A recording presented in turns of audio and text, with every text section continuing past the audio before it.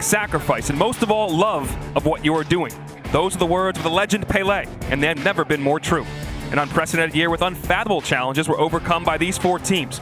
Pitt and Marshall, two programs who've never competed on this stage, and it seemed unimaginable to get here 3 years ago. UNC and Indiana have tasted glory before, but that success only creates an unyielding desire for more. To have your team be etched in the annals of this unforgettable year. This is historic. This is the 2020 College Cup.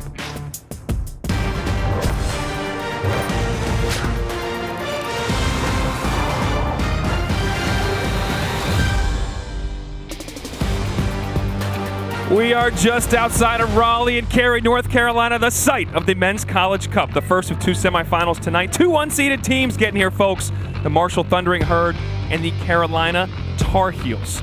Now, when you think about these two teams, think about how'd they get here. Well, Marshall's been the story of the tournament. They beat the #1 overall seed Clemson, the #1 team in the nation at the time. They beat the defending champs, the Georgetown Hoyas, and in 2019 was their first ever tournament win. Carolina, on the other hand, getting back to the College Cup the third time in 5 years. Coming up later tonight, the two top seeds in their regions, high-powered squads, Indiana and Pitt. That's coming up at 8 o'clock, looking for a chance to win a title. Alongside Devin Kerr, I'm Dallin Cuff. So happy to be back live and in color with you here. Devin, we just said Marshall is the story of this tournament, but their coach, Chris Grassi, was very clear with us. We're not an underdog story, so how did they get here?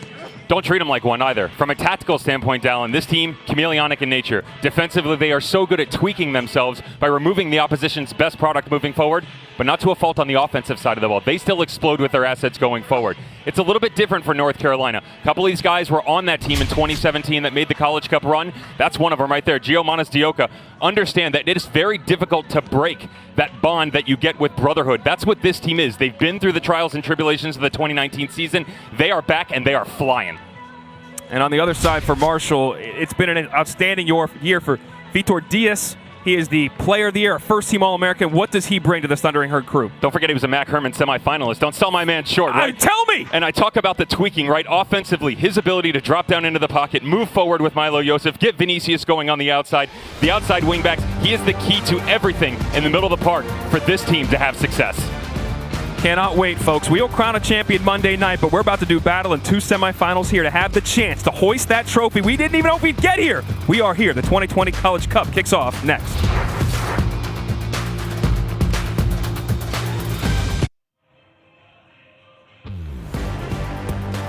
Moments from kickoff here between Marshall and North Carolina at Wake Med Soccer Park, the first of two semifinals here in the College Cup.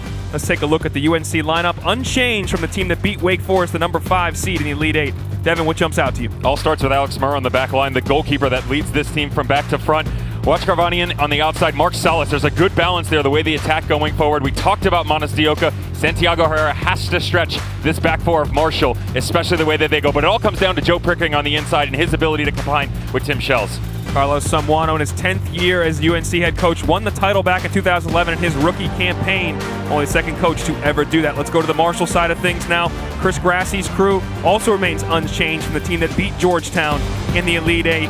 What do you see here, Dev? Very tactical. A lot of touches on the ball. They're slow, but also calculated. And it comes down to Vitor Diaz, the way that he moves into the midfield. Milo Joseph, they have so many abilities going forward, but Semling on the back line is such a good goalkeeper, has bailed them out a couple of times. Outstanding keeper, helped them get through a penalty shootout against Clemson earlier in this tournament. Chris Grassi, in his 4th year, back-to-back Coach of the Year out of the Conference USA, got his team into the College Cup now as we are about to kick off. Nikola Alexic is our official in the middle, and we are underway for the Men's College Cup. Monasdioka turns it over, and the Thundering Herd have the rock. Played out wide to Gabriel Alves. Combining a little 1-2 with Vinicius Fernandez, two Brazilians on the ball. Back to the keeper, Ali Semla, the German. A lot of international flavor on this Marshall team. Love to play it to Semla's feet and let him play out of the back. And they're more than capable of that as well. What you want to also keep an eye on for Marshall is what sort of movement they're going to have in the midfield. Max Schneider will almost assuredly drop down into a lone 6, but will they drop 2 to help out with the movement of Monasdioka combining with their midfield 2?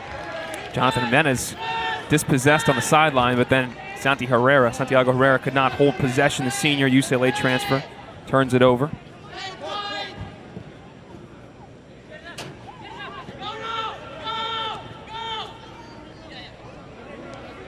Thomas Riley, his first touch to Tim Shells. Back to Shells in the midfield. A freshman from Germany. Finds Mark Salas in some space.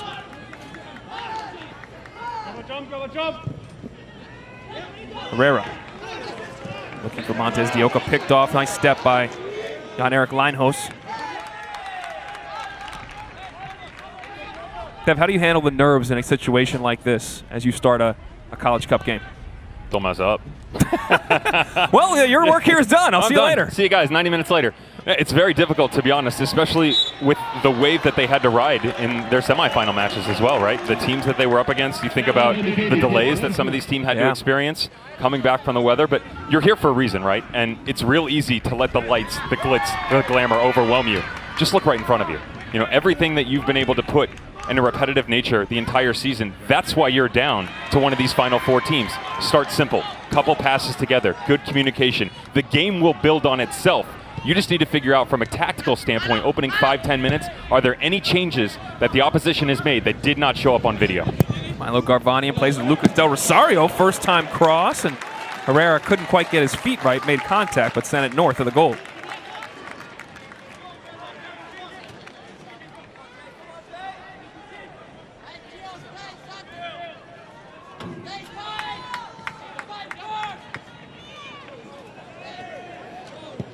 Marshall play it short, as expected. DeSantos on it. Junior from Canada. Colin Masiuna steps forward. Morgantown, West Virginia boy, one of the few on the squad that gets minutes. Paulo Del Bella lays it over to Leinhos, back to Masiunas. Marshall putting themselves on the soccer map here, getting to the College Cup. Their first tournament win was in 2019 ever. And this crew in Chris Grassie's fourth year gets here. On the other side is a team that's been here quite a bit, 3 out of 5 years. UNC finds themselves in the College Cup. They lost in both those semifinal matches in 16 and 17, but now have a chance to rectify that.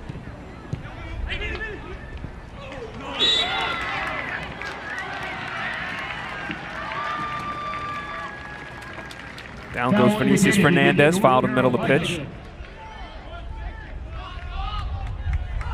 Talked about Vitor Diaz in the openings. You look at Marshall's, how they got here a little bit, but their defense, 9 clean sheets, time for first. And Ali Semla, one of the best keepers in the country. Interesting story for him coming from Barton Community, Germany, to Barton Community College in Kansas, to Monroe College in the Bronx in New York, and now transferring to Marshall to be part of Chris Grassie's crew here. As Coach Grassie has sold his program to players from all over the world in multiple continents. And they find themselves now here at Cary, North Carolina with a chance to win a trophy. It is interesting between the goalkeeper and the back forward. It's makeshift of sorts because the transfer at the goalkeeping level, you've got a freshman at outside left back, you've got a transfer at center back. I mean, they've really pieced this thing together, but when you watch them play, there's such fluidity to their movements. It's seamless. I mean, it's very difficult to get this right, yet alone the fact that you've got 18-year-olds next to 22-year-olds, some of which this is their first year playing together. Absolutely. That they have been consistent, at least on that back line through this year as they've built and progressed. And one thing that's interesting, too, is as all their players on Marshall's been vaccinated, which was not the case with the other 3 teams here, everybody's been vaccinated, so all those guys were hanging out together in each other's rooms playing cards. They've been here, folks, for now 3 weeks. And coaches pointed out to us, I think, as former players, we understand the bonding that goes on in those moments is real, and they missed that all year long. So these guys are still getting to know each other and enjoy each other on this magical ride they're on.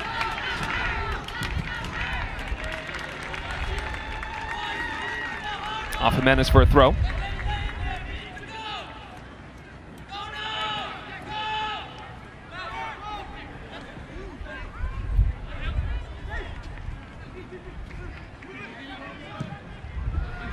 Labella pings it out to Milo Yosef, his first touch of the game. Yosef on it again. The sophomore from Germany was the Conference USA Player of the Year last year. His numbers went down a bit, but he's still a huge threat.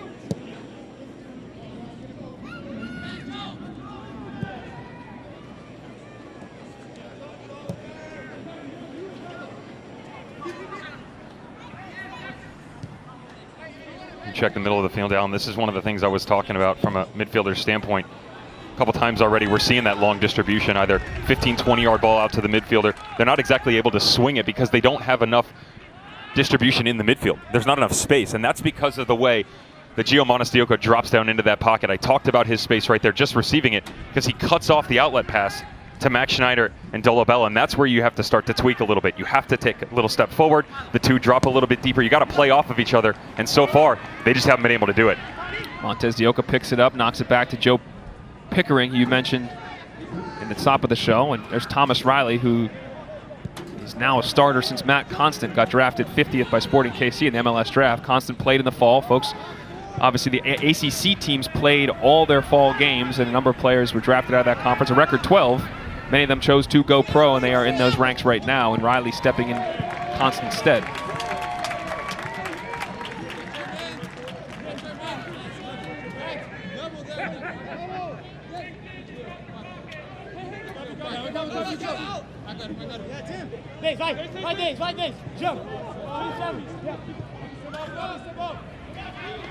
Back to Riley.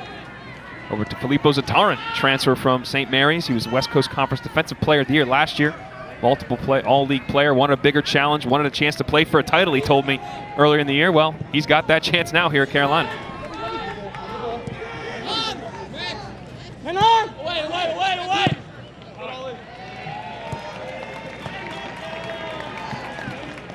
Alves pulls it back.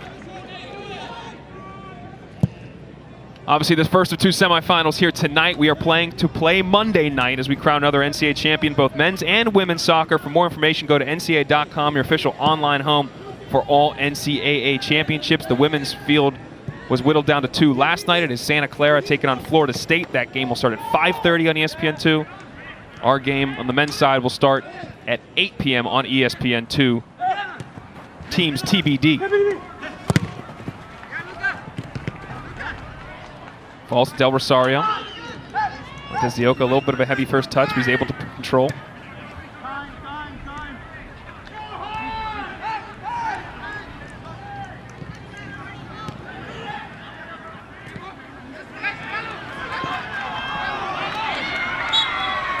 And Shells is run over by Josef and turns it over. Freshman Shells has played in every game, 16 starts. Comes from Germany, had a good youth career there, played in the 4th division, was the youngest player in that division at the time, 16 years old. They won the title in 2017. He used to be a U18 Germany international. I believe Devin played the 4th division of Germany too. Do you want to say the team name he played for? Because I'm not going to mess with that. Of course you're setting me up now, right? When my mind's blanking. The mic is on. He was really good, folks, when the mics were off. Yeah, you know, and linguistics, when it pops in, as we know, didn't finish at Stetson, so I didn't get that degree there, and as it comes back around, I'm blanking. We'll get it for you. We'll get it for you.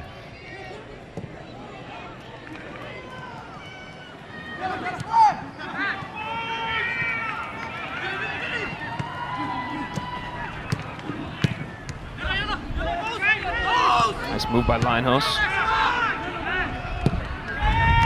And a big switch of play, but there's Mark Salas, the right back, the senior who's played in so many games, 72 games, started 68. Used to play along with his brother too, Martin, but Martin has graduated. Mark carries things forward. Alex Smurr, second team All-ACC. And Herrera may have got away with a handball there. No call.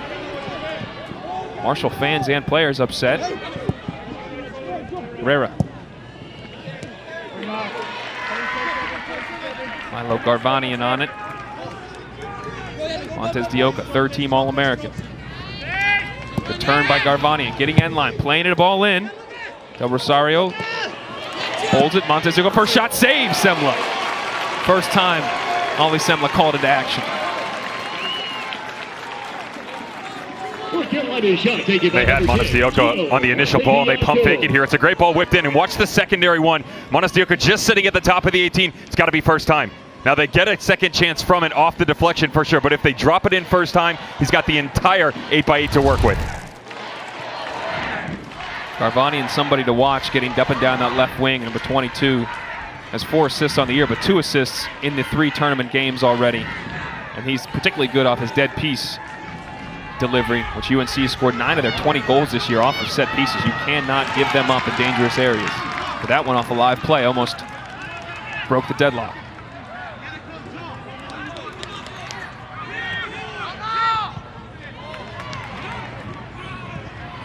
Nice touch by Jimenez, and Herrera cleaned out by Alves.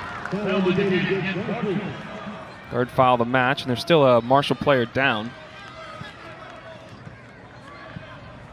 Jameel Roberts is down, the senior from England, Landport, England. Came out of the Plymouth Argyle Academy.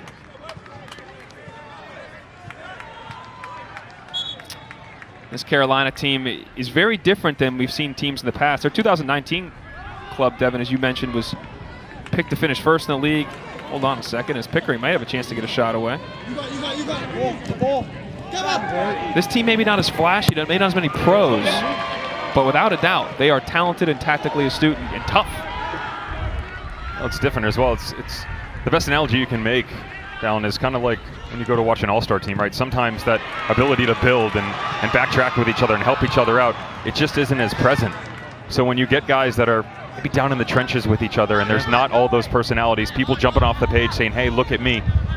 The ability to gel, the ability to attack, defend, what's the locker room like? All of those things play in to the success both on and off the field, and that's why you're seeing it on the field right now. And everything we hear behind the scenes is that these guys love each other off the field. But if you can't bring that and bring it every single week, you're never going to be able to make a run. That's what happened in 20, or 19, excuse me. Now we're in 20, it's branching over. They got to separate the season a little bit. That's something else that you need to consider as well. Breaking this up, that quote-unquote 21st century model has allowed this team tactically to develop a lot more than if they were in that finite space. Carlos Samuano was very clear with us on that, the fact that they could get one game in and do a lot of training and working on their stuff, and that really benefited his club. He's a huge proponent of the 21st century model. We'll see if they get to vote on that next year. It would have been voted on in April of 2020, but obviously with the pandemic, that all got pushed. But that's what the hope is, that soccer becomes a fall and spring sport at the collegiate level. Right now, still just a fall sport. But Coach Samuano was beyond effusive with his praise to his team, because that team in 19, as you mentioned, they had a lot of expectations. A lot of these guys were on that team and learned from that. That if you're not with it together and bringing it every day and open to criticism and how to improve, you can't improve. And this team has done that throughout the course of the year, and now they find themselves in a semifinal. You go back even further.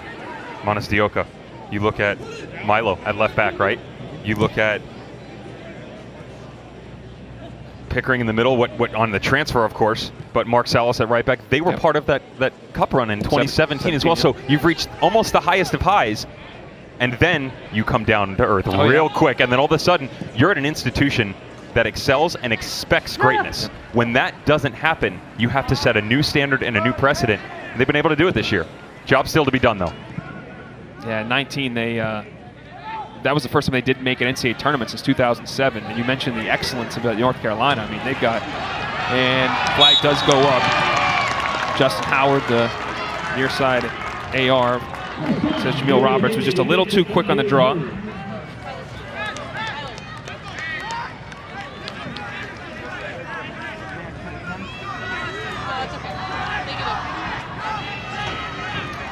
They get ready to take the free kick. Just to mention that UNC excellence, I mean, they're in the Final Four here, the men's side. On the women's side, they were as well.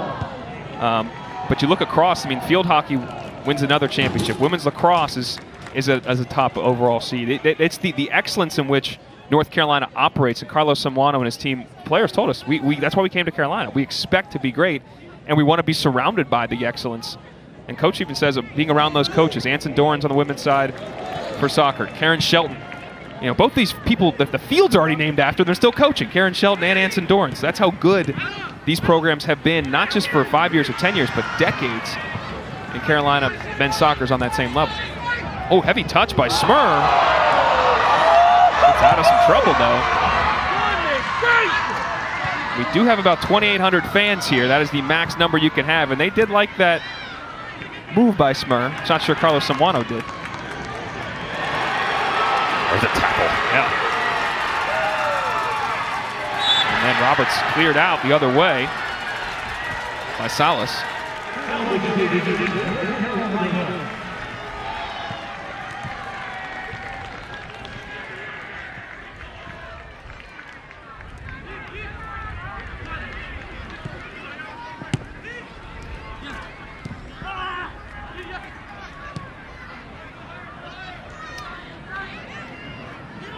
Next MLS match is on ESPN2, ESPN Deportes, and the app. Sunday, it's an Eastern Conference matchup between the Revs and the Crew. New England's tied for first in the East with NYCFC, while Columbus is just 2 points back. Our coverage begins at 6 Eastern. Don't want to miss that one, but there's Paulo Dabella, the nice tackle by Zatarin. Potential opportunity for Carolina the other way. Montez de Oca striding forward, riding the challenge from Fernandez. Still Montez de Oca. Del Rosario. Sarvanian. 1-2, first time shot, lashes wide.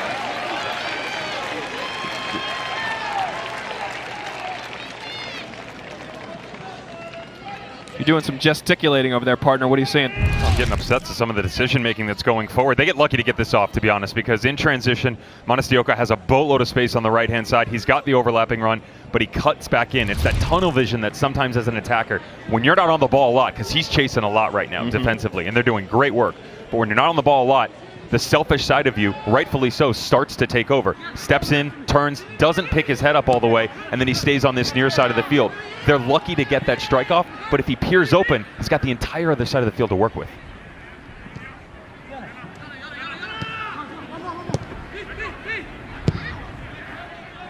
Dolabella with the big switch. Alves. Fernandez back to Dolabella. First time the Thundering Herd had bodies in the box. Clipped in off of Yosef. Couldn't control it.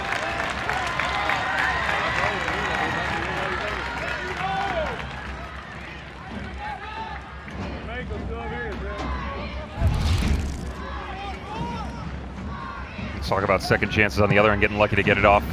Well, Yosef would feel like maybe luck wasn't on his side on this one. Rough little deflection. It's one of those ones that hits the gray area where ball swung in, mid-level, in traffic, hard to pick up, and he's so tall that as it drops down in, sort of awkward to bring that type of ball down. He wants it out in front of him or he wants it up top, and instead gets caught right in between.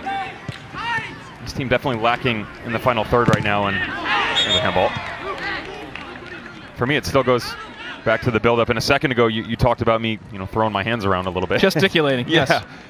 Good movement, though, coming to the right side. I'm asking for Schneider to put it down into the corner, and as he does, they finally get a bit of a step into that 25, 30-yard gap, which hasn't been there. They're on the ball a lot, but it doesn't matter if you're going side to side because North Carolina's happy. They'll give you that the entire game. It's a lot defensively, but at the same point in time, they're happy to let you go side and side because as long as it doesn't go horizontal, they're doing their job. And Garvanian's free kick airmails everyone.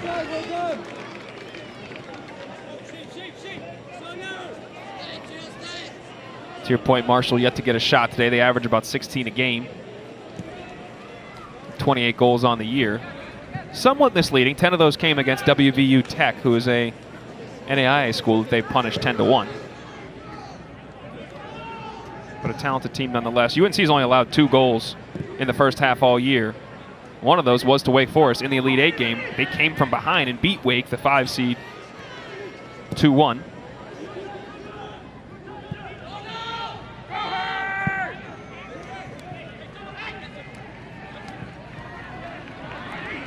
Ball falls to Montez de Oca.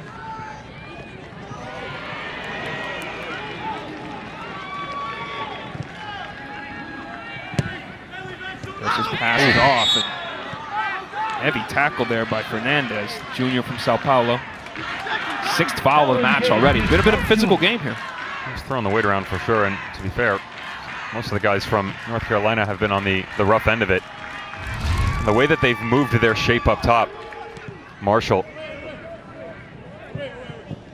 really hasn't given them the ability to stretch this game. And I said that, when when Vitor Diaz drops in, Milo Yosef has to go. Well, they're pulling him really far to this near touchline, outside to the right, and they're moving Vinicius on the inside. That's totally fine.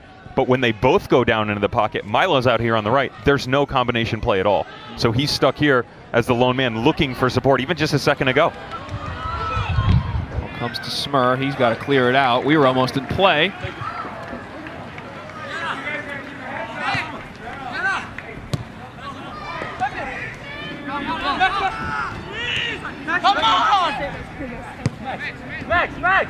Max Schneider. Back to Semla. You see the sweeper keeper. He's 30, 40 yards from the goal. Typical for their team. Very much like his countryman Manuel Neuer. Made that famous when Germany ran to the 2014 World Cup. It's become kind of standard across world soccer. Linehouse forward in that right back spot.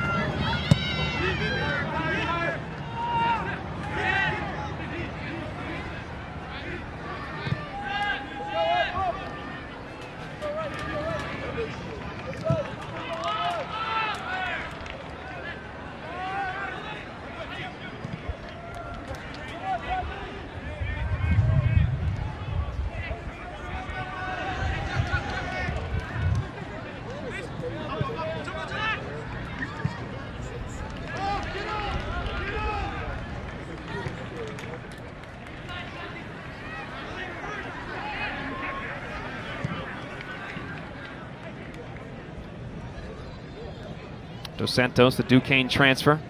Played every game when he was part of the Dukes program for 2 years. He's played every game here as well. Starting all but one.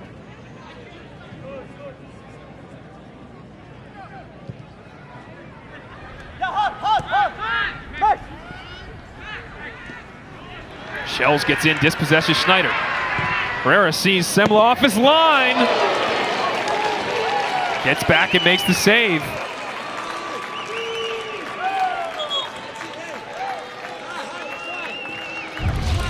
It's a great movement by Max Schneider in the midfield, but as he picks his head up, he doesn't let the ball play. It's a second and then a third touch that he's trying to get away with, and instead, great tackle and step by the Tar Heels in the middle. This is where they're so good defensively, because as it goes side to side, we just talked about it, they wait for you to make a mistake, and then they exploit it. They pounce, they go the other direction, and they execute. And Cameron Fisher just checked in the match for Lucas Del Rosario. First corner of the game to be taken by Garvanian. Again, 9 of their 20 goals off set pieces. They are dangerous here. In-swinging ball, skipped out for another corner. Pickering trying to get his head to it. Pickering was the goal scorer in their 1-0 win over Stanford, who was the 4 seed. They beat them in the Sweet 16. As you see those 9 goals out of 20. Garvanian again, a little more air on this in-swinger. Headed down by Riley, out comes Semla. And Shell's hands to his head. How do you be able to beat his countryman there? A little surprised on both the strike just before and this ball now. The Semla a little bit shaky in goal. You know, the nerves are definitely apparent. Moving things left to right, and you know, he's definitely coming to be more involved in this attack moving forward. They're trying to draw the Tar Heels out, and that's nothing new for Marshall and Semla, playing as that sweeper keeper type role, getting up in between the center backs. But on the defensive side of things, hasn't exactly been what we've seen in the past with his hands.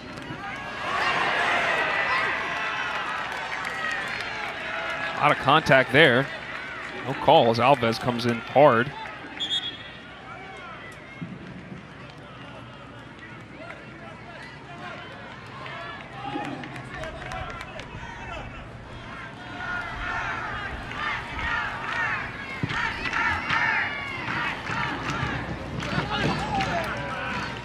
Menez now on the near side, battling with Linehouse there on your screen.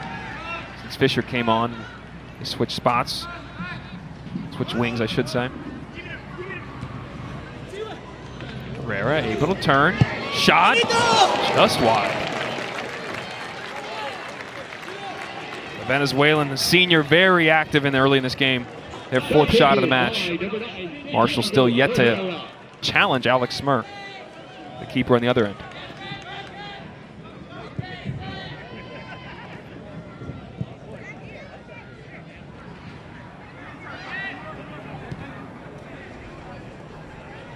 Just under 20 minutes to go here. Cary, North Carolina. Alongside Devin Kerr, I'm Dallin Cuff. College Cup semifinal number 1. 2 unseeded teams here in North Carolina and Marshall. 2 top 20 teams, though, by the rankings. Marshall 10th, UNC 16th.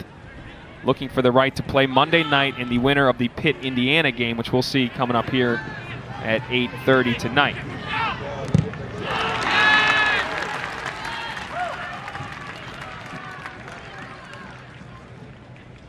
UNC team top 10 of the nation in goals against average, and we're seeing why. 6 to be exact, allowing just over a goal, half a goal a game.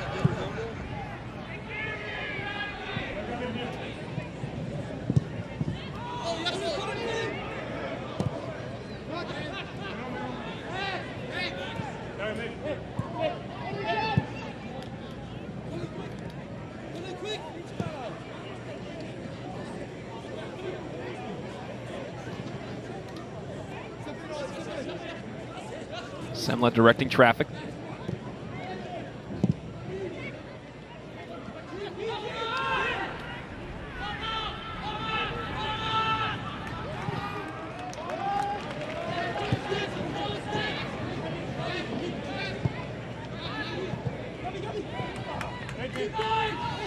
Carolina pressing, trying to force a turnover.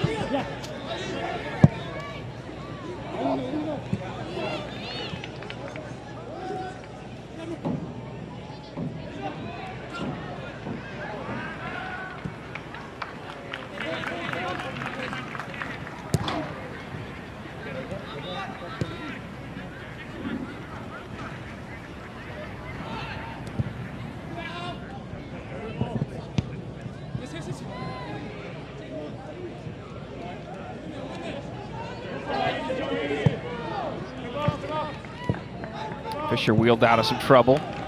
They get it out to Garbanian. Montez Dioka pressured by Masiunas. And Shell's trying to play it over the top, goes out of play. And there will be a substitute made here, the first for Marshall.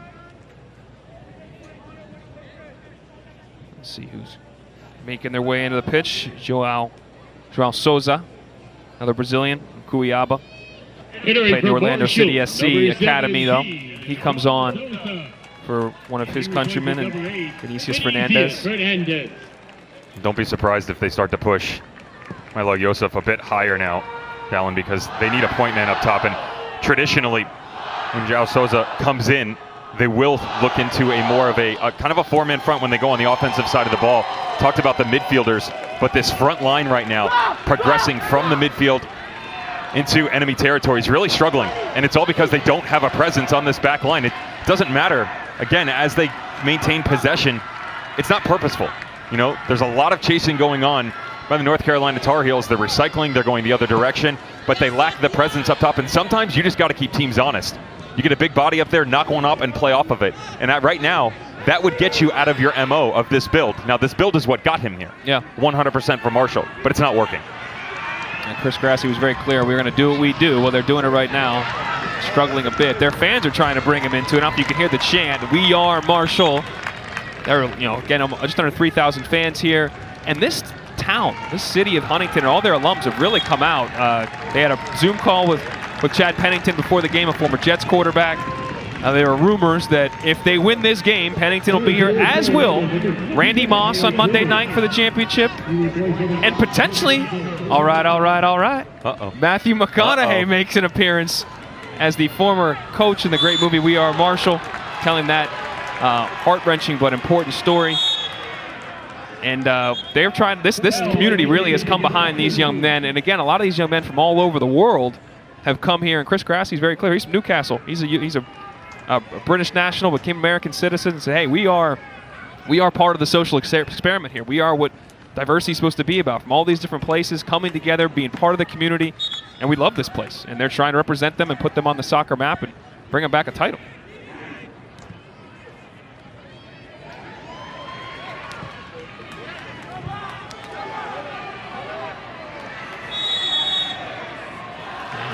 Another foul called against Marshall there, 8th of the match. And there was a sub there. Alex Rose came on for Santiago Herrera, 21, as there's discussions with Nikola Alexic.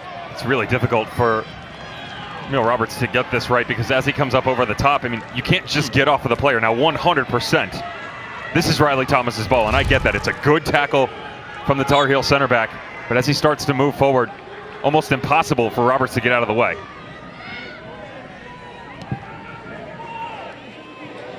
Riley pings it wide, looking for Rose, 21, the senior who just entered the match.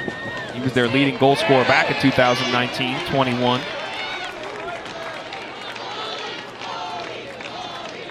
As his role has changed though, diminished a bit. Not as many starts, only 2 this year, compared to nearly being one of the first names on the team sheet back in 19. A pretty highly touted recruit from one of the local boys, right? Carolina Railhawks. Yep. 90 goals at the club level, and then that's slowly dissipated. But it is kind of going back to what we talked about for this team. Things are changing, and not for the worse. They are 100% getting better, and the roles diversifying, understanding that, look, maybe we're not going to be that 3-back run-and-gun type system like we saw in the 2017 and 2018. The formation definitely changing. And Carl Semorano talked about, I don't normally play like this, and it's a great adventure for us too. You know, is it a masterclass of tactical football? Not necessarily, but they're great at what they do, and that's what you need to be. You have an identity, and then you go do it. Simple enough. No doubt about it.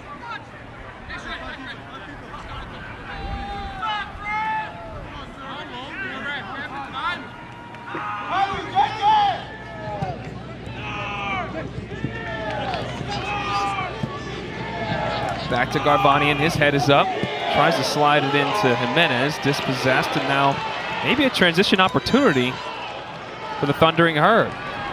Souza getting forward. Cutting inside, looking for Josef. Still Souza. Pass a little wayward, but Alves gets there. Souza now again on it. Substitute trying to make his inclusion felt.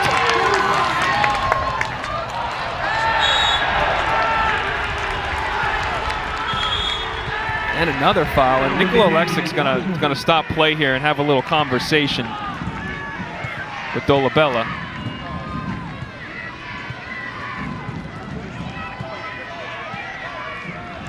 Their 10th foul.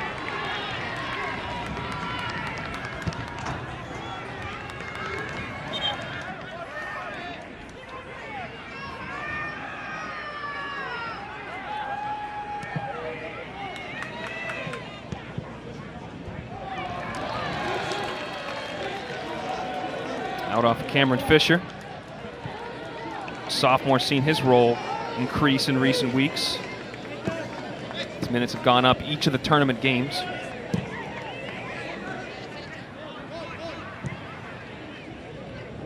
Sunday afternoon, tomorrow afternoon, this afternoon, no, Sunday afternoon, we'll have the FCS Championship game on ABC and the ESPN app. Number 1 South Dakota State Jackrabbits square off against number 2 Sam Houston State. Our coverage starts at 2 Eastern, 11 Pacific. That is Sunday afternoon.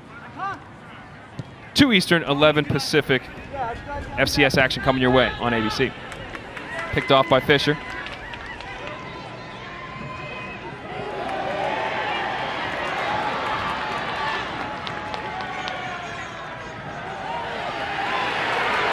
And a great steal by Joe Pickering. Montez Dioka now. Crowd's getting a little more lively as this game gets a little more physical, and that'll be a foul. And Thundering Herd having some questions for Nikola Alexic, the official in the middle. Tell you what, these Marshall fans, though, they were here since I got here at 3:15. Yep. They were here and, let's say, lubricating appropriately for the occasion. They may or may not have had to relocate the talent bus, the RV, if you will. How about the movement down in, though? I mean, there's not a lot of contact in this one. I mean, there's been some heavy challenges for sure, but Montez not happy. Referee siding with the Tar Heel and the faithful just behind. Here we go again. Dead ball, dangerous area as Garbanian gets ready to tee it in with that lovely left foot. Driven in low. Played out. Salas pops it back up. Rose is there, heads it down, flag up. Offside indicated against the Tar Heels. There's that man again, Riley Thomas, having himself a first half. A couple great challenges on the other end of the field. Good little steps forward to spring the attack. Now trying to have a little fun of his own. Just a bit offside.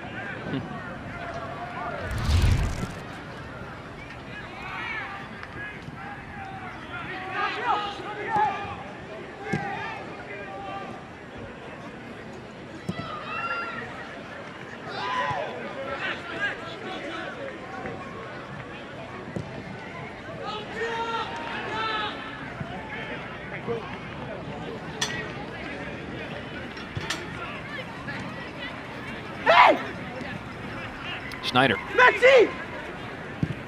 You can actually hear Souza through our mics near us yelling Maxi, wanted to play it up to him, and he got it to him. And then a poor pass to Rose.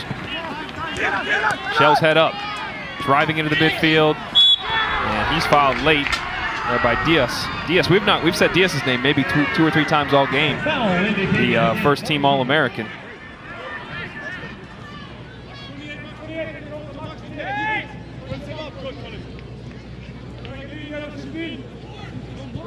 Shoulder. Good, get out there, get out there.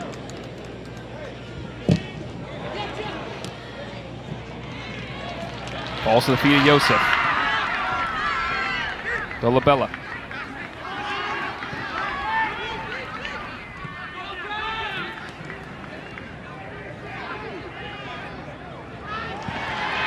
Tackled by Joe Pickering in the middle.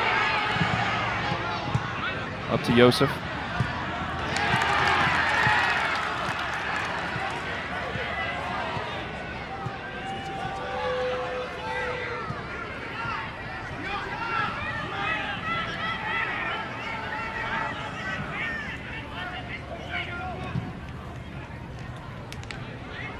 Both teams really slow in their build-ups. Notice that obviously Marshall more than capable of taking their time. Carolina as well, but opportunities are there.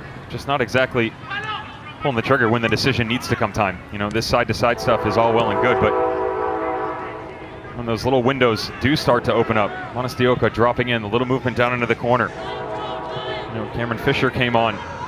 Seen Jonathan Jimenez have some chances too. And then a lot of these half ideas of, okay, let's ping this to the back post and you run underneath it. Pickering was trying to get it to Alex Rose, and I know Pickering is a guy you like, and Carlos Zambrano told us how much he's benefited from having the full year, because he's a guy that transferred from East Tennessee State, had groin issues, was a Rookie of the Year in that conference, but comes to Carolina, and they were trying to find a position from him, center back or midfield, and I know that you feel like they found the right spot for him. Well, think about that as well. A guy who was Rookie of the Year, all conference accolades and things like that, as a center back. Then they bring him in as a transfer, and he just said, listen, from a confidence standpoint, he was lacking. You know, they bumped him up into the middle. He was all over the map. And as a center back, you understand how to read the game, what's in front of you. But as this game develops, when you move from the youth ranks into collegiate and then the professional, it gets more and more difficult to judge your surroundings. Then when you push someone in the middle, now you got to worry about what's behind you. That's very, very difficult for a player to adjust to, especially coming into a program like the North Carolina Tar Heels, who expect so much out of that position. You're talking about All-American, top draft picks that have come out of this program, and he gets thrust into it, and he wasn't doing well enough. So what did he do? Dropped him onto the back line, got him into more training sessions, into more scrimmages to build that confidence back up, and he said, okay, you're up again, a little tap, moves him up in, never looked back. And that's why I wanted to talk about him, because of that relationship that he has with this team in the midfield. It allows everybody else around him to do their jobs because he's so good at controlling the tempo for this squad. Yeah, Joe Pickering, a guy that Carlos Zambrano said, hey, if we had a normal season where it was just the fall, all we do was play games, he probably wouldn't play, but he got to train and work, and now it could be an opportunity for Marshall. First dangerous ball kind of played in there, and Alex Smuroff is lined to haul it in. Jimenez trying to counter the other way. He's got some space. Rose to his left, Monastioka to his right. Still Jimenez, driving. Lays it off to Salas. Headed out by Dos Santos. Fisher on it. Pickering.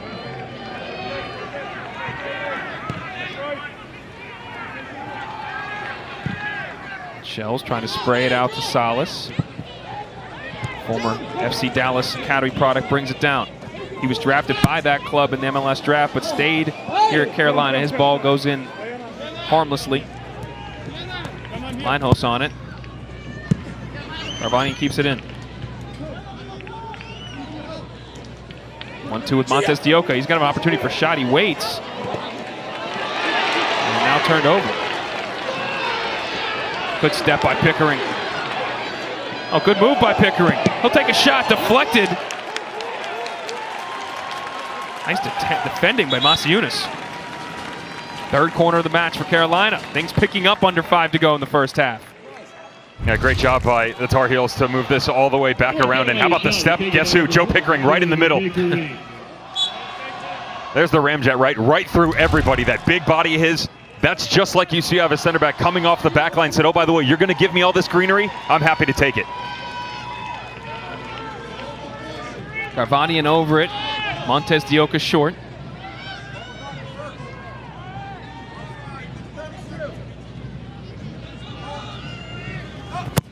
Outswinging ball. Semla off his line.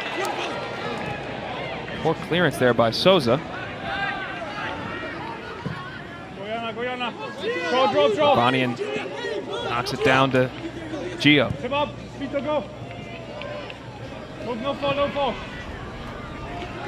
Gio might have a chance. He'll give it a ride. Semla hauls it in. Sixth shot of the match for UNC. Taken by number 10, Gio. Fourth save for Semla. He's seen way more action than Alex Smur on the other side, two of the best keepers in the country. Both have 9 shutouts, tied for most in the country. It's a nice little Cruyff in the first part of the first half, though. It was beautiful. That was almost got himself in trouble. Yeah. Little David Ochoa impersonation from the Olympic Games. Oh, brother. That was done too pretty for U.S. soccer fans. Other than that, he played a great game. Fantastic. Just had the one mistake, but that's what soccer is, man. One mistake. And could have been the goalkeeper of the tournament without it. Talking about the U.S. Olympic qualifying team and failure to do so. David Ochoa, the keeper, giving up a goal in their semifinal match, essentially. Pinged out wide to Souza. Overlap by Linos.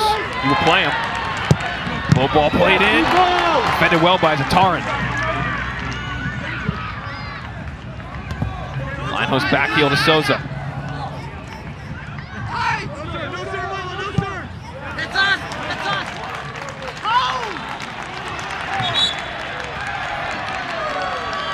And there's some indecision by the near side AR, Justin Howard, and the officials are whose ball was that? So Nikola Alexic, the ref in the middle, made the call.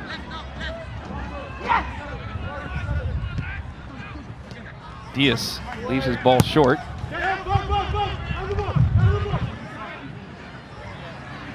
Alves.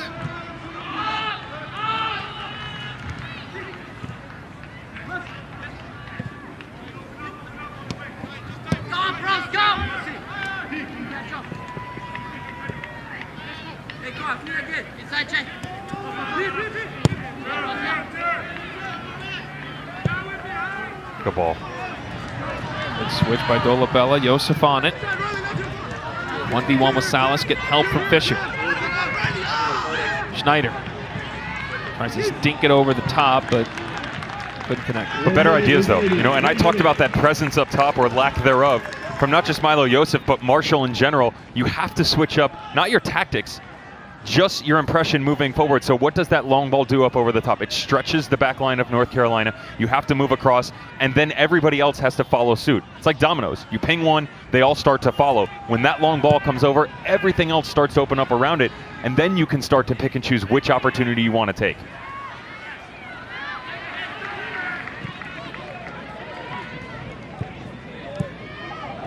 Bad turnover by Schneider. Pass just too much on it for Montez de Oca, though. 20 seconds left in the half.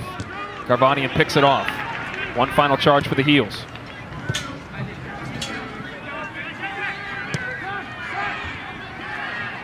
Dolabella dispossesses Jimenez, and that seems to be how this half will end.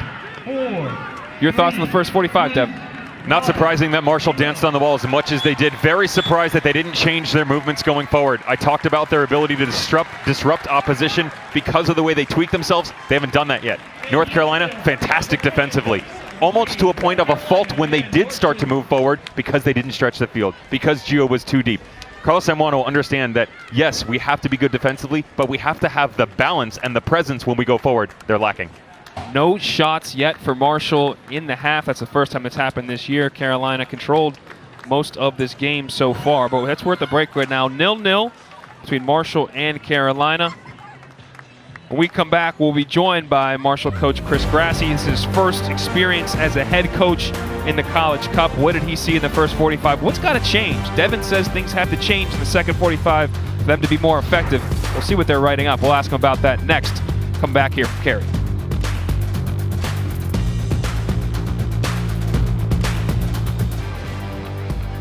Halftime here at the College Cup on the men's side. Ladies took center stage, though, last night. Let's get a recap of the action from moving the call, the action. Jen Hildreth and Lori Lindsay. The women getting underway in the NCAA College Cup from Cary, North Carolina. What a night it was for our two semifinal matches. We were so excited to be here, be a part of it. Jen Hildreth along with former... Halftime here at Cary, North Carolina, 0-0 between Marshall and North Carolina. I am green with envy as these little fellas are back in the stands enjoying a game. And second half just about to start here in Cary, North Carolina, 0-0. The College Cup semifinal between Marshall and North Carolina. Before we kick off, though, we're going to hear from Carlos Samuano, the coach of the Heels. Coach, you guys have had less of the ball, but definitely more of the opportunities in the first 45. What has to happen in the second to break the deadlock? Yeah, it's been a little bit of a cautious, cagey first half for sure. We're going to try to look for a few moments that we can kind of speed up the game, especially in offense and transition. I thought we were a little bit nervy and maybe a little bit too conservative in that. So if we can find some moments to really get the ball moving forward and transition when we win it without being reckless, that's what we'll give a shot at doing. Thank you, Coach. Appreciate your time. Good luck in the second half. Okay, thanks. And you just saw a shot of Gio Montes de Oca on the bench. He'll start on the bench in the second half here. Third-team All-American, second-team All-ACC. Player Alex Rose, 21, is in his stead. And now we are underway here in the second half of the first semifinal of the College Cup from Cary, North Carolina. First of two matches tonight. Pitt and Indiana coming up 30 minutes after this one ends. Those two teams top in their respective regions, 2 and 3. Indiana 2, Pitt 3, or excuse me, strike that, verse it. So we've got a lot of great soccer coming your way alongside Devin Kerr. I'm Dallin Cuff. And we start kind of where we began with Oliver Semler playing on the back.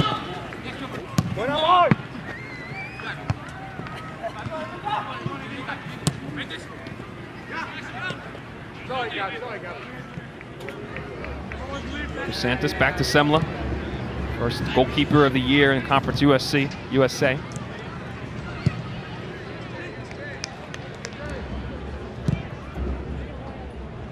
Sun's starting to set here in Cary, North Carolina. I wonder if it'll affect the keepers. You can see Alex Smurr holding up his gloves to see right now the UNC goalkeeper to our left. There's Jameel Roberts on the ball. Max Schneider.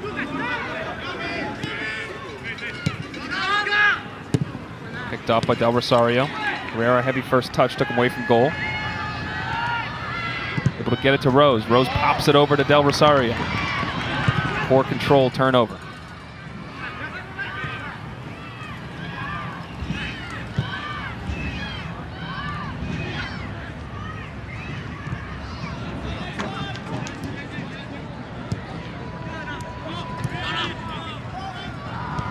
Eric Linehouse. 1-2 in the sideline. Milo Yosef, last year's player of the year in the conference.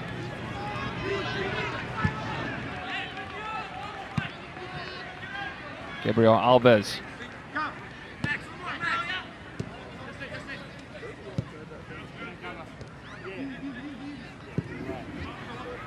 Long ball looking for Roberts, headed down. Shells is on it. Joe Pickering battling with Vinicius Fernandez. Fernandez called with the foul. I don't mind the ball, though. Long one up over the top, just keeping this back line honest. North Carolina Tar Heels in the first half, if you're just joining us. A lot of side-to-side movement, great defensively, but weren't really challenged, to be fair, on the aerial threat standpoint by Marshall, a team that likes to dance on the ball. That's their MO. They want to make sure that their identity is within reach, but at the same point in time, they have to start to expand their thought process moving forward. And that's one step to it, right? Knock a little ball up over the top. The back line starts to pay you a bit more respect. If you're Mark Salas or Milo Gavanian on the outside, you're just a little bit more hesitant when that ball starts to come because you don't want to step immediately. Milo Yosef on the other side of things, trying to find his way into that match. And so when that first ball comes up over the top, secondary run, third one, the second and third challenges are going to become that much more important when they do go direct like that.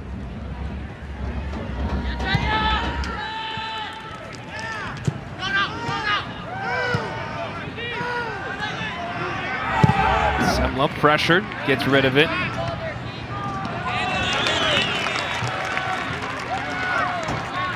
Victor Diaz could not control.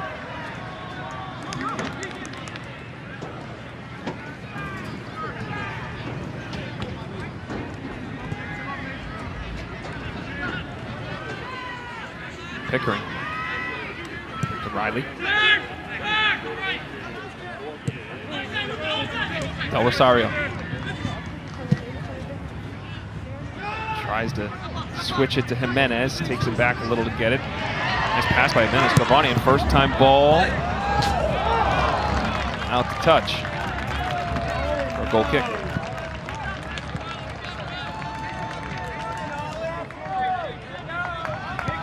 Carlos Zamorano's dealing with the sun too. Everybody is. In all honesty, it's hard to tell who's who on the star side of the field right now. Can we talk about some, I mean, I know it's old school, but both goalkeepers, head coach Zamorano, they're rocking Jordan gear. Get that man a hat. I mean, should we go visors? Old school goalie visors? Flip them, have a little fun. Wesley Snipes, White Man Can't Jump visor? I don't know if we'll have enough time, to be honest.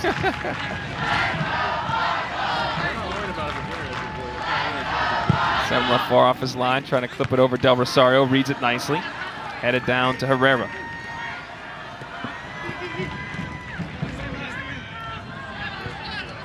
Plays it back to Salas.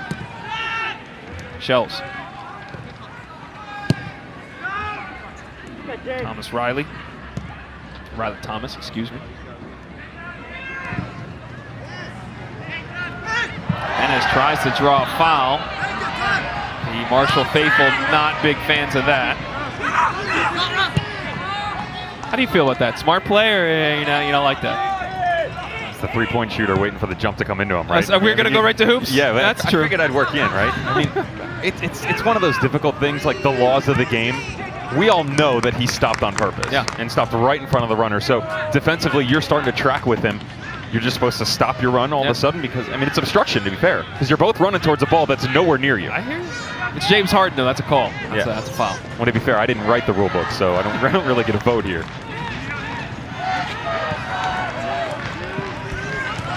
Rose pressuring. Oh, boy, had to turn over a lot of bodies, a lot of contact.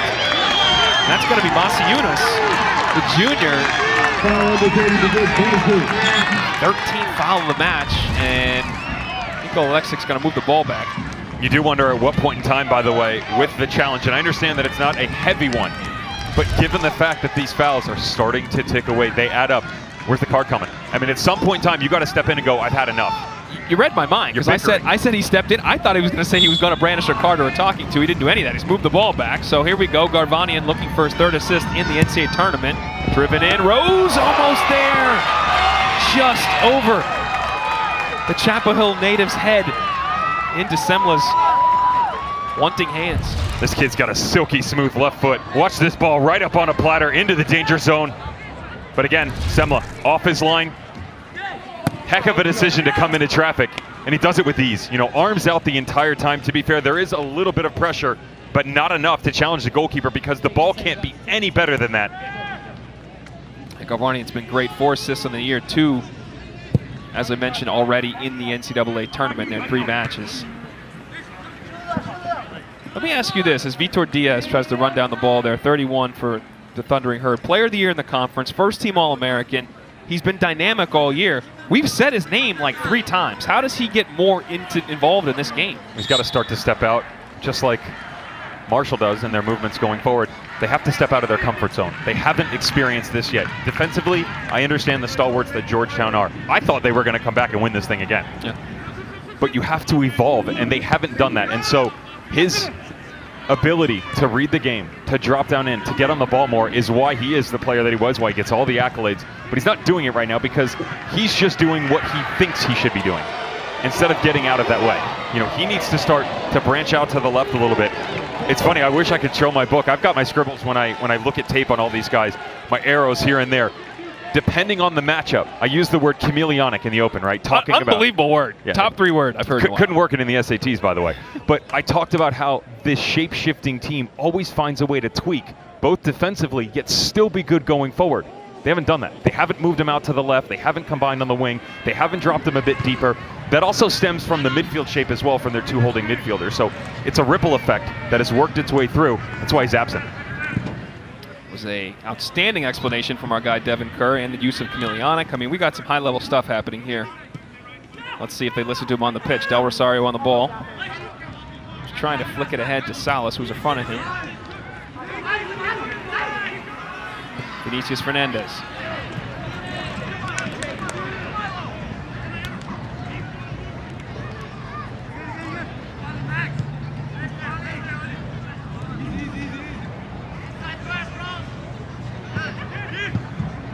We did see a 0-0 draw last night in the ladies semifinal between FSU and UVA, and that went to penalty kicks. FSU moving forward 3-0 on Penn's. Not sure we're destined for that. We've still got quite a bit of time to go as Riley Thomas comes over and intercepts that long ball. Controlled well by Pickering. Filippo Zatarin, West Coast Conference Defensive Player of the Year before transferring to UNC as a graduate transfer.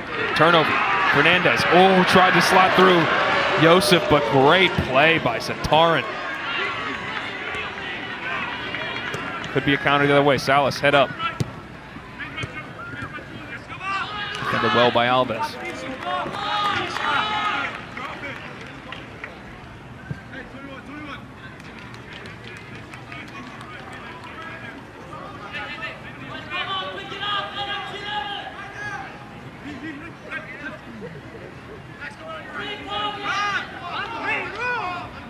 Salas, one of 3 players in this Carolina team that was drafted in the MLS draft by his academy club, FC Dallas. He finds Rose. Rose to Herrera.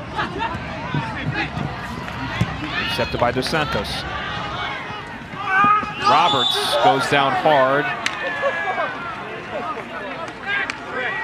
Foul indicated against North Fifth foul of the Carolina. match for UNC. Another one of those movements we talked about, like Jameel Roberts, and Rubbin's racing for sure with Joe Pickering here. It's a little bit of a shoulder charge on him. We've also seen that continue though, right? They don't blow the whistle. Yeah. Starting to figure out where this is headed. I think it's heading to Victory Lane. Yeah. Daytona 500. We got Rubbin's Racing references. What's my man's name? Roddy? I believe Roddy was the guy in the alongside Tom Cruise.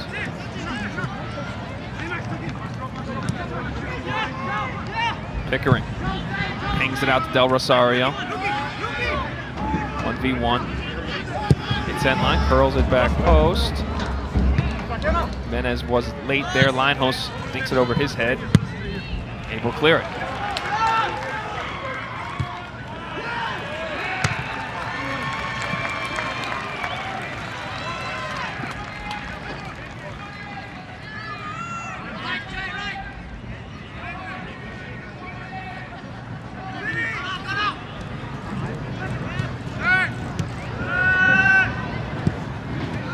Joseph.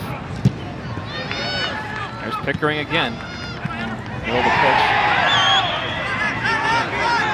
Menez. Go out harmlessly. Will not. They'll keep it in play. Gives me a chance to tell you about Monday night. We're crowning champions. Back here Monday night. Crown the champion of both the men and the women's side. On men's soccer here at the College Cup. For more information, go to NCAA.com, your official home for all 90 NCAA championships. The women's game 5:30, FSU against Santa Clara. Men's game at 8 o'clock, both on ESPN2. Pitt, Indiana, winner of that, and then the winner of the match you are watching right now. Alves dances around Pickering, still on it. Diaz.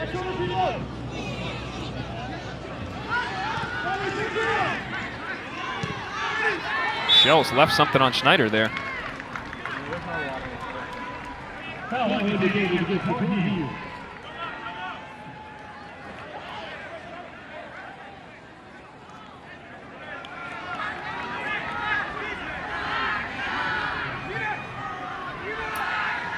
See Indiana. They're at second all-time with 8 College Cup championships. They'll have a chance to make that 9. They already have a record 21 College Cup appearances. They'll be coming up here 30 minutes after this game is over against Pitt. Indiana, the number 3 seed. Pitt, the number 2 seed. 2 teams that can really score. And 2 Mac Hermann Trophy finalists. Those are the National Player of the Year, and Victor Bizarra and Valentin Noel. Linehouse. Not sure that's what he was really looking for there. Graphics a little loaded, you know? St. Louis haven't won a title since the 30s. 30s is a bit excessive, but you're right. I believe it's the 70s. Yeah, San Francisco as well. That's fair. The Dons. I've got a couple subs coming in for UNC. Back in the match is Gio Montes Dioca. He comes back in for Alex Rose, as well as Cameron Fisher back in for Del Rosario. And Montes Dioca starting the bench. If you're not familiar with college soccer, in the second half, you can make a re-entry. So the fact that Gio started on the bench, he can still re-enter this match, as can anybody in that second stanza. But their nights are not over.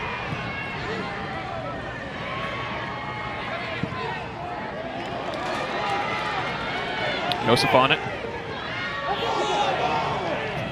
Made contact with his hand. Appeals for handball, none given by Alexic, the official in the middle.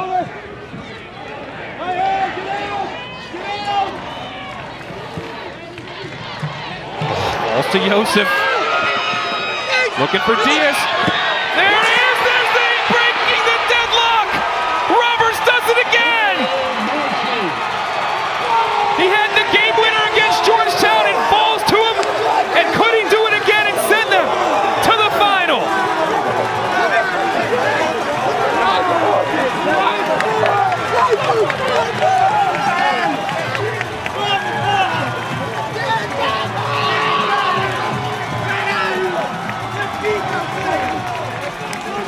Rotation, rotation, rotation. This team's ability to not only make the decisions in the final third, but let the opposition make it for you because of the rotation. Great movement by Marshall. Watch the little spin off.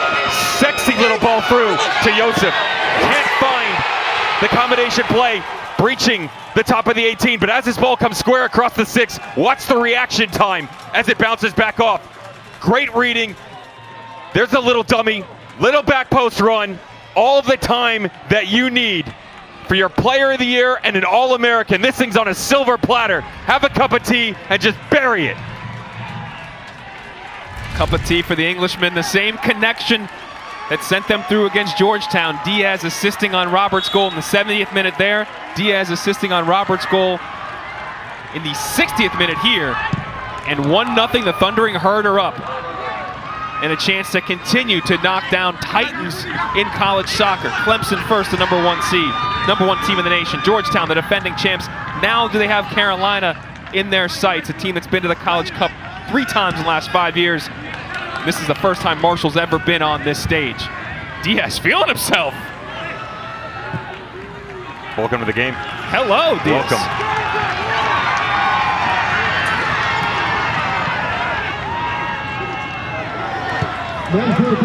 So interesting how with every single touch they've had on this field in the opening 45 minutes, branching into the 15-minute mark here in the second half down, it's this tiny little flick and the back shoulder pull that allows this team to get out in front, because he could have easily stepped on it, tried to go solo, dropped it back, and reversed the route of play, but no. Understood that the way that they build, he knows that back post support is coming. Little peer over the shoulder, spin, and they're in. 1 shot, 1 goal we've got right now for the Thundering Herd.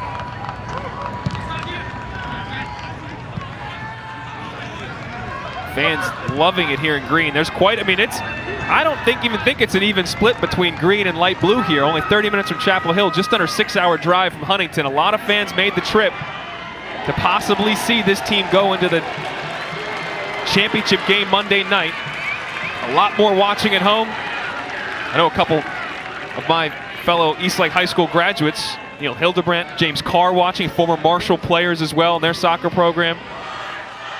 Everybody pulling for the Thundering Herd to do something that nobody thought we'd see a couple weeks ago. What's the response from the Tar Heels now? Remember, they went down to Wake Forest. They chased a lot in that game too. Just outside of 30 seconds, they equalized. So we're moving past that mark for sure. But now Marshall going to get the confidence. They're going to start to move the ball a bit more. And more importantly, defensively, as we start to get closer. Now, inside the 30-minute mark, you're going to have to take more chances on this back line. The midfield is going to have to step out a bit more. Montes Dioca has to stretch the game. Being down 1-0, you can't sit back as much as we saw in the opening half. Riley Thomas plays it long, looking for Herrera, and you did mention at Wake Forest they did trail, and they came back. That was the number 5 seeded team in the tournament to win 2-1. See if they can replicate that feat with a lot less time. That was in the first half. Just under 28 minutes to go here. Decision here.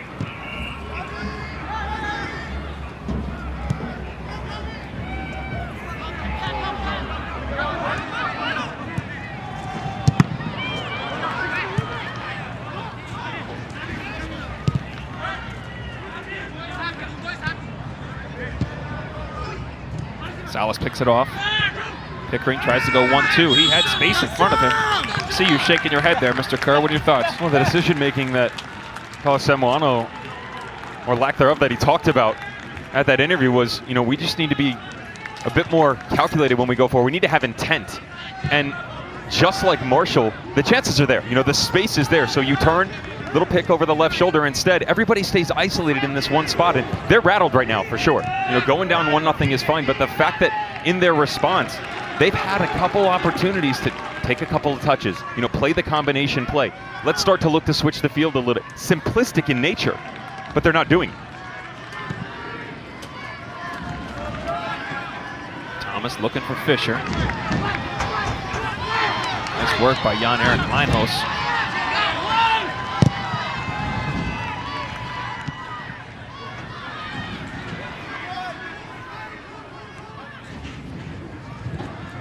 Shells picked off by his fellow German countryman, Leinhos.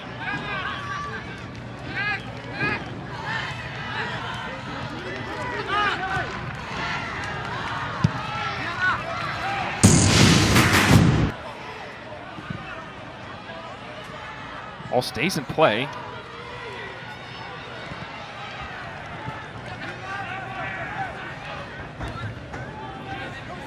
Fisher able to turn. He's got his head up. Falls to Menez. Poor touch. Might be a Menez with a chance. Menez dancing through. Falls for Montes de Oca off the woodwork. Herrera still looking for more. Clips it in. Montes de Oca again. Falls to Fisher. And out for a goal kick. Exhale, Thundering Herd fans. Just before that 16th minute goal, I was saying this game is going to beg for a mistake. You almost get it. Terrible by Alves on the left back position, just brings it right across his body. Doesn't recognize the fact there's pressure. Montes de Oca, he lines this thing up. I mean, he has daylight between he and the next defender. And the fact that he hits the crossbar, I'm astounded, I'm shocked. Because he just got to lean over this a bit more. Form falters a little bit, leans back. Almost pops this thing up over the top. And that's the guy you want the ball to fall to. It did the same thing for him Wake Forest game when they went down 1-0. It fell to him, great volley to equalize in the 11th minute. They went on to win that match. Here it falls to him, but he hits the woodwork. See if North Carolina can continue to push forward here. Jimenez, Herrera. Jimenez continues the run. He can't get there.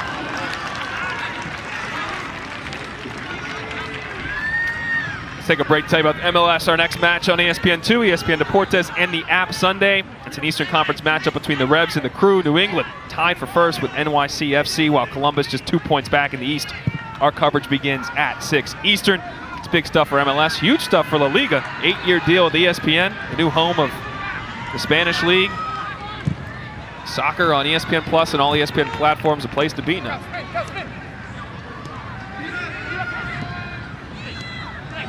Diaz. Roberts cleared out. It's on the deck now. Dolabella. Beautiful. Nice connection. Fernandez charging forward, looking back for Diaz, but Salas read it.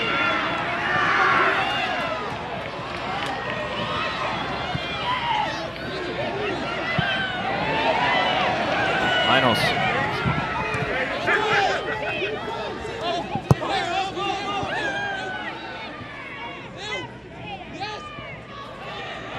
Oh, crafty. Good recovery by Garvanian. A lot of complaints, though. Wanting a foul would have been a penalty. Not happening as Fernandez went down hard. You think these boys aren't feeling themselves right now? I mean, they know they have the lead. confidence is not even the word right now. They're in another stratosphere with their build-up play. Yo, confidence is a fascinating thing, man, because they surely seem to lack it, and we're not playing the same way. They score a goal. This looks like a different crew out here playing together right now. There's Fernandez again. 1v1 with Satarin. That's back inside. Oh, read well by Pickering. Just always in the right spot. But again, as they move forward, they don't have any presence. So if he steps and wins the ball, he has no one to help him. And as good as he is, he's not going 70 yards down the field to bury this thing. That's not his MO. And Shells, well, it looked like a foul. No, says Nicole Lexick. And we've got multiple guys down. A lot of boos raining down.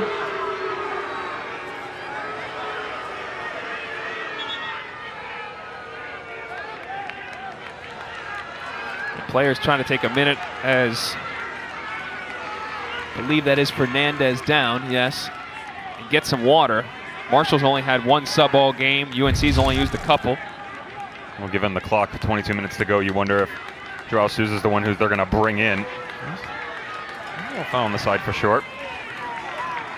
Again, there's an ebb and flow to this game that's lacking a little bit from the decision-making standpoint from our head referee. Wants to let them play sometimes. Other times, pretty stringent on calling these fouls.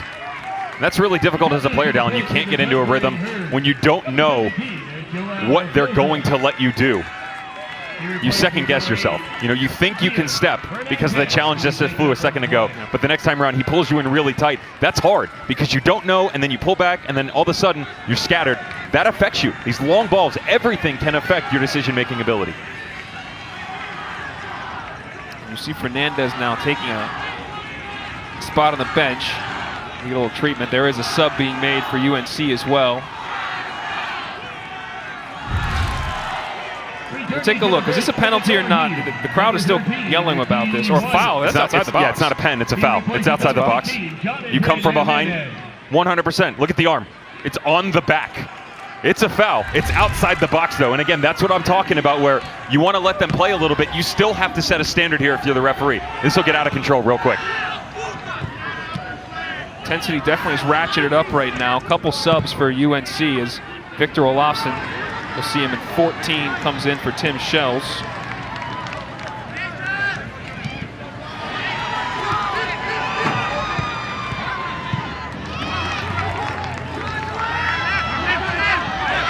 Opportunity here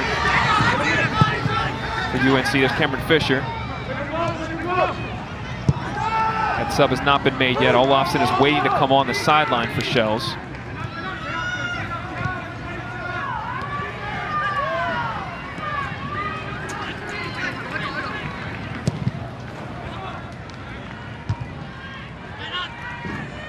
Was a sub made. Key White, 13 for Carolina, is on for Jonathan Jimenez. You see him playing in the forward spot.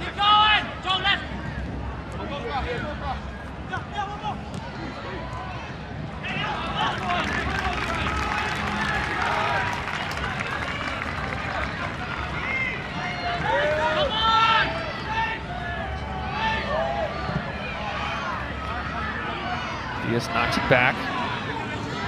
Masiunas.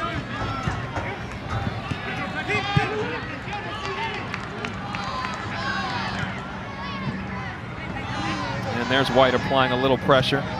13, the freshman from Norfolk, Richmond Spiders, Rich United Academy product. Semano recognizing the fact that pretty much everything he told us at halftime still rings true right now. They don't lack the presence up top. They've chased a bunch. Now they're down a goal. Get fresh legs on both in the midfield. Outside, little movement. Santiago coming to the right wing. Cameron Fisher going over to the left, and find a way to get Key White going and press this back line. And the handball that you were asking for was called there, as Garvanian now in a dangerous spot. They scored similarly in this area against Wake, who actually ball went through the wall and fell to Santiago Herrera. We'll see what they can do here. That's a handball for sure. The argument is that his arm's next to him, but that's not the case. It's extended away from the body, unnatural position, as they call it in the rule book. That ball's going to be played into the box there. Should there be yellow? It seemed at all intentional? The way this is going, it's really difficult for me to make an assessment on what you want me to say there. I plead the fifth on this one. It's the only time in my life. There you go. Carolina likes the spot nonetheless. 9 of their 20 goals this year offset pieces. They are dangerous from this spot. Santiago Herrera, senior from Venezuela, stands over the ball.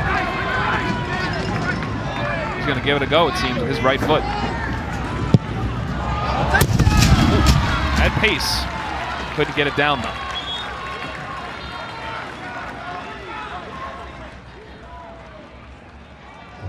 And this is what broke the deadlock. Thundering Herd have one shot on goal. That's all you need. Milo Yosef trying to combine on the inside. Great job by Vitor Diaz. Watch him just spin this right there. It's a tiny little touch. He's trying to match up against Mark Salas and bring this down, but understands as the turn starts to develop, just lets it slide off the foot. Jamil Roberts happy to make a home of it. And again, that's the same combo that broke the deadlock against Georgetown. Uh-oh, bad turnover, falls to Montes Dioka. Shot deflected out, what a recovery. I believe that was Dolabella that came flying in to deflect it. I'm all about tempo right now if I'm UNC. Let's pick this up a little bit. Tired legs from Marshall. Lackadaisical playing off the back line once again. We saw this in the first half too, where the decision-making wasn't the best. Almost bit him on the backside at the start of the second. And now it's starting to creep back in here. Fresh legs for UNC. Time to go after the game. Play it short to Gio, back to Garvanian. He's able to get there, and his left foot is dangerous. And he clips it harmlessly to no one.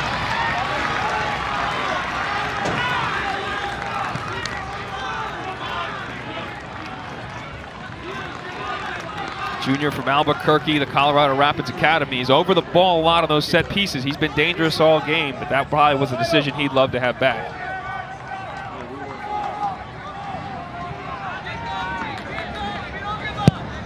Semla plays it long. Said that many times today. Dolabella, switch to the goal scorer Roberts. Lets it run across his body, and that goes out. Just under 18 minutes to play here. Cary, North Carolina, semifinal number 1, the College Cup on the men's side alongside Devin Kerr. I'm Dallin Cuff.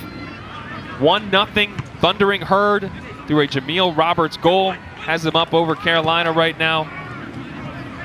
Winner will move on to the final Monday night, and they will take on the winner of Pitt or Indiana. That game is coming up here 30 minutes after this one ends. Those two teams are the top-seeded teams in their regions. Neither of these teams are seeded. And Marshall has pulled off a couple upsets. Don't tell them that, though. But they beat Clemson, #1 overall seed, #1 team in the nation in the Sweet 16. Georgetown, defending champs in the Elite 8, looking to take down Carolina here in Cary. And they're 17 minutes away from doing that.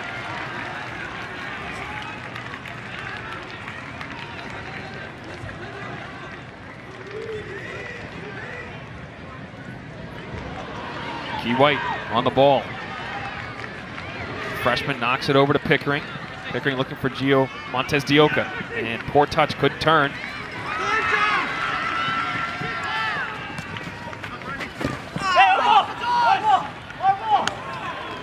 And let's just be frank, that's a bad call right there. We've got a pretty good vantage point right here.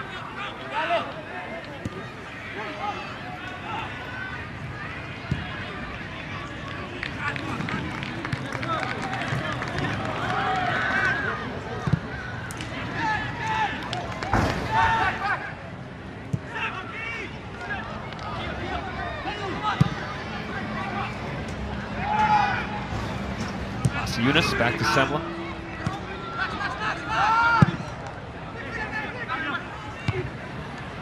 Salas wins that header, falls to Schneider. Victor Olofsson, his first time in the action. He stepped in for Tim Shells. And we'll see, no, it's gonna run out. Give us a break. Just to remind you, we've got one more game tonight, as I just said, 8:30 Eastern. Indiana takes on Pitt. Then Monday, champions will be crowned here on ESPN2, starting with women's final between Santa Clara and Florida State. That's 5:30 Eastern, followed by the men at 8 o'clock Eastern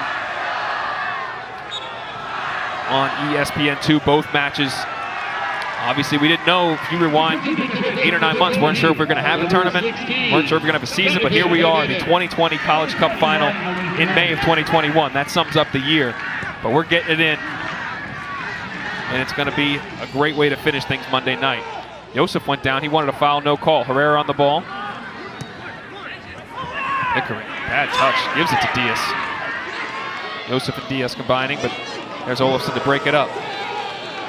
Now Jimenez is in space. He's got a lot of green in front of him. Joseph, the forward, tracking back. He rides the challenge, and that'll be a foul. 16th of the match for Marshall. Quick restart, Jimenez on it. Crowded out. I don't understand why they're going quick there. I mean, they don't have a lot of opportunities right now from a set piece as good as they are. Why not slow this down? They're rattled. Again, I used that phrase earlier, but it's so applicable here because that was a comfort zone. Yeah. You had a great opportunity. Take a breath, slow it down for a second, regroup, get your big bodies in the box, and let's talk about what we want to do going forward. Instead, it's an isolated 1v2, uphill battle the entire way. You turn it right back to him.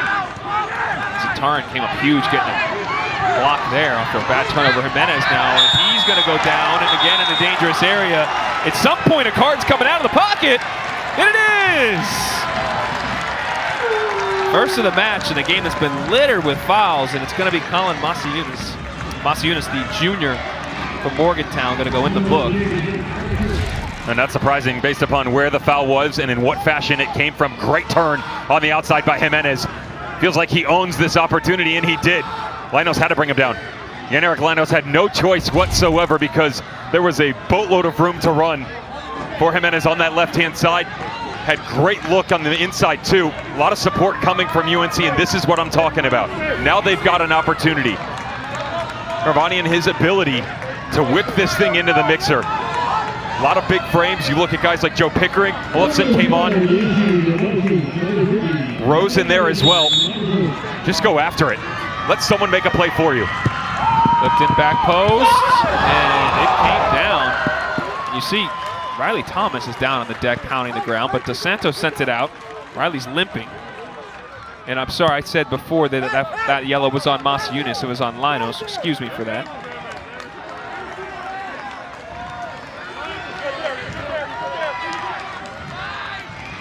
Fifth corner of the match, Garbanian over it. Montez Dioka goes away. This will not be played short. This is going into the mix. In swinging ball. Headed out by Schneider. Another corner coming up. Re-rack. Rose unmarked on the back post. Wants it. Put it in low. Flip back in by Zatarin. Off comes his line for Semla. A great little nudge here by Gabriel Alves as well, just in front of Semla. Something that doesn't show up on the stat sheet, but it allows the goalkeeper to have this buffer zone where he can step in cleanly and pick it up instead of having to come into traffic. Great distribution, hits Joseph on the wing, but Joseph turns it over. Rose lays it off for Jimenez. And Jimenez throws it quick, but Alexic, the referee's going to bring it back, said he moved too far forward. Under 13 to go. Again, this Carolina team won the championship under Carlos Samuano back in 2011. He was a rookie coach. They won the treble, regular season in the ACC tournament, NCAA tournament. One of only two rookie coaches to do it. The last time before that they won the tournament, 2001. It is 2021. If that trend holds true, this year they're going to need a goal. Otherwise, they're going to go out for the third time in 5 years, the semifinal stage of the College Cup. Zatarin plays it in. Out by Dos Santos. Poor chest control. Ooh, that's a high boot. No call. Garbanian is still down, and a hard challenge. Next up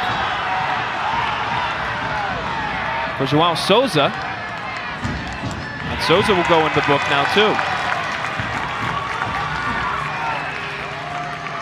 Well, taking us the better portion of 75 minutes for these boys to be taught a lesson. The referee starting to step in now, and reckless challenge for sure. People at home are probably going to look at this and go, well, there's not a lot of contact. You don't have to just have contact. There's intent with it as well. Studs up the entire way. It's a foul. It's a card. Well done.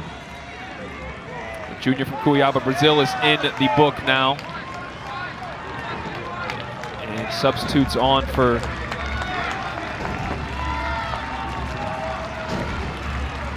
Marshall as get ready to take a free kick.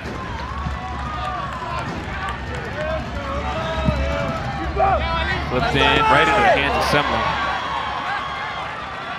And Vinicius Fernandez comes in for Souza, who got the yellow card, so he's not in jeopardy of seeing a second.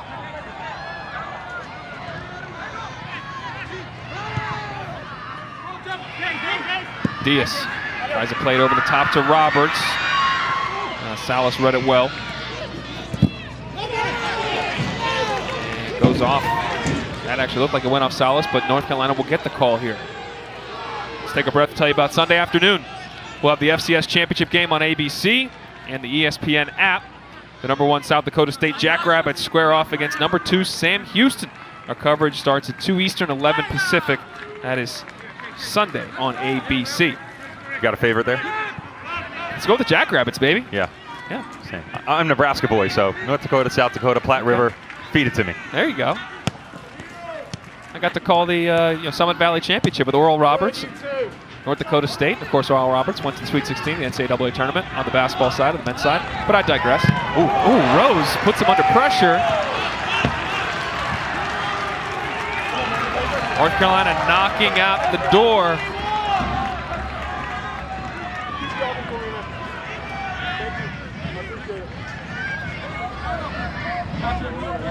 See them pressing up right now, trying to pin it in the corner.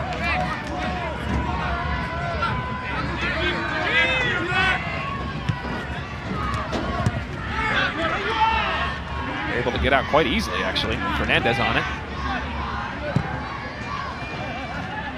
Delanos.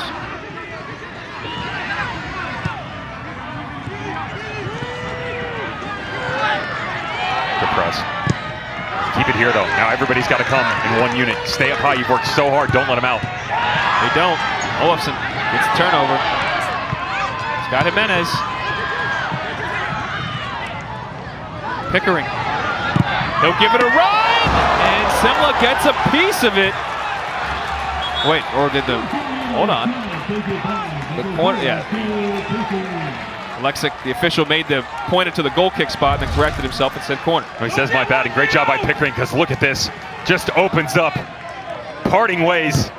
Someone not willing to, though. Great little touch up over the top. Play quickly to Gio. Back to Jimenez. Low ball played in.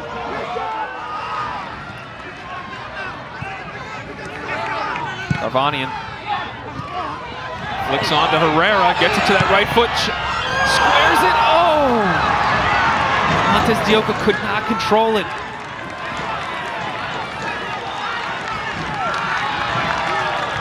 We're under 9 to go. Marshall still with one shot, with one goal in this game. That's all that matters. Carolina, 11 shots in this match, but they cannot, to this point, put one in the back of the net. Salas, a lot of contact. He gets it to Herrera. Oh, and then swing and a miss. Out for a goal kick. Well, the way they're playing right now, Dallin, this may be the best opportunity they get inside 10 minutes. This ball whipped across. Actually thought Herrera might have hit it first time. Pumps up, looks for the fake on the back post, and right here, thought he was going to hit it, doesn't. Little hesitancy, and Montes Dioka. I mean, one of the most tactical players on this Tar Heel squad. The fact that he just can't have the ability to step on it, gather his surroundings, and put it in the back of the net. Major cause for concern here. Garvanian's got his head up. He's got an option up there. It's Jimenez again. 1v1 with Linos, who's on a yellow. Cuts inside, lays it off. Olafson tried to play it to Rose. Garvanian dinks it back. And it will be a foul on the heels.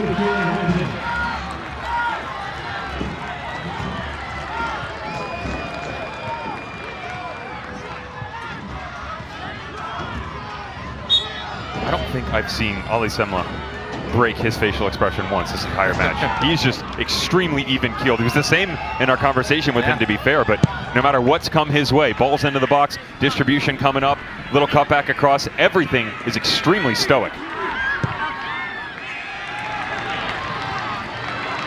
Out to Jimenez, the NYCFC Academy products had a lot of joy on that left side. Garvanian cuts it back, nobody home. Good step by Zatarin. Olafson Flicks it on. Rose. Montez Dioka trying to get a shot. Eventually cleared out by Schneider. Back to Garvanian. He can't control and ooh, foul.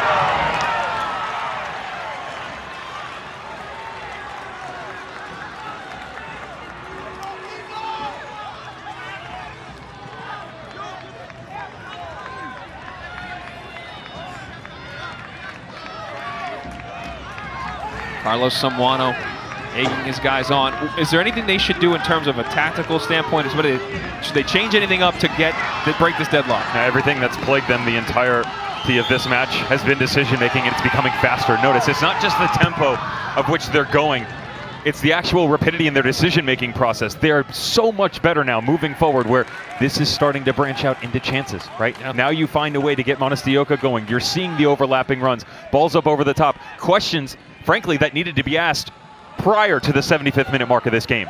Now you're inside 10 minutes. Can you find that equalizer? Yeah. Carlos Samuano asked for it coming into the second half when he was talking to us, that he wanted that quickness of play, move with better tempo.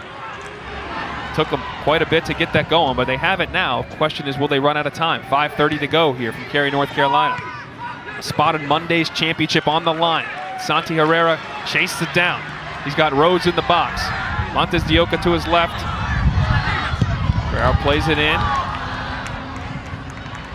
Flipped out, Pickering lumbering around. Oh, Garvanian goes down hard there. Another dangerous spot as Vinicius Fernandez pleading his case.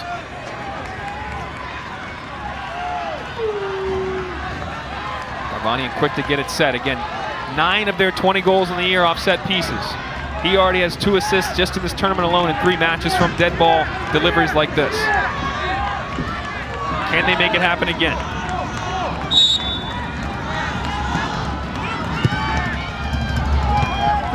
Cleared out by Snyder.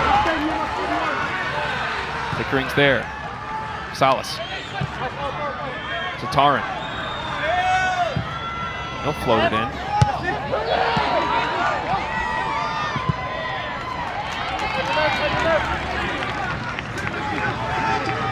All 10 men behind the ball as Zatarin steps forward, the center back in the final third. He gives it a little 1-2. Olofsson looking for Salas, coming forward from his right back spot. Looking for Rose. And Linos has got to put it out for a corner. 4 minutes to go. Garvanian charging to the corner spot. Get it back into play. They need to switch up the distribution though. They've been pretty traditional in the fact that it's ball knocked in right around the 6. Change it up. The big bodies go to the back post. Find a way to stretch Marshall here because they're bigger than UNC and they know it. One towards the penalty spot again, but too close to Semla, and he goes down. Thundering Herd fans on their feet. The green standing up, the light blue sitting down. Might become a celebrity scene here Monday night if the Thundering Herd win. Reportedly Randy Moss, Matthew McConaughey, and other Marshall supporters may be making a trip to Cary, North Carolina. 3 minutes from that, though.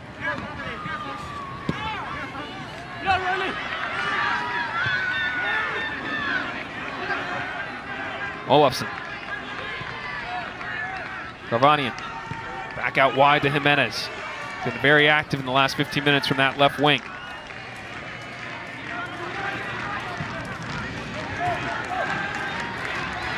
Riley Thomas. Stepping into space. Pickering trying to get some room. Out wide to Herrera.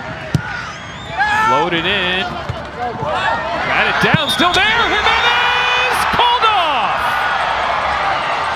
Said it went out of play first. The near side official, AR Justin Howard, made the call.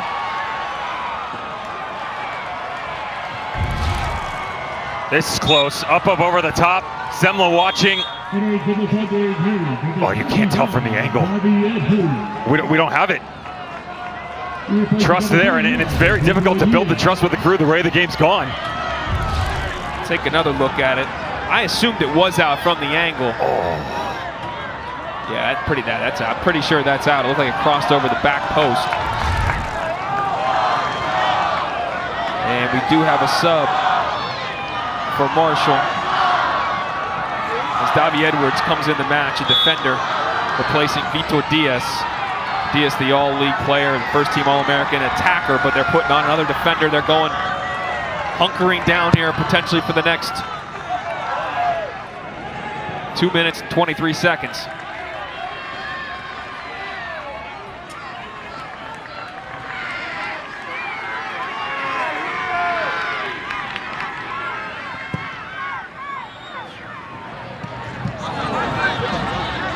Ennis tried to come in and head it down.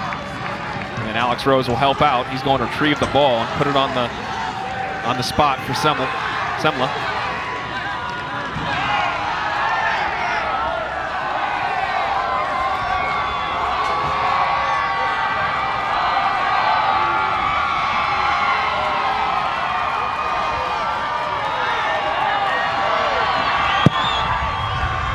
Semla sends it long. Joseph looking to win the ball. He can't.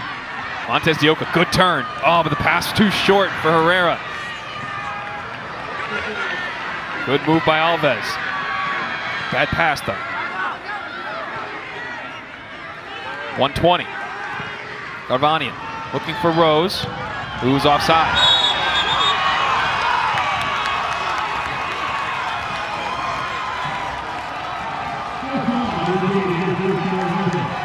And they're starting to feel it.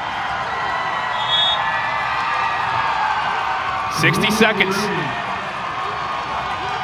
And Nico Lexic has stopped the clock. As Semla's taking his time.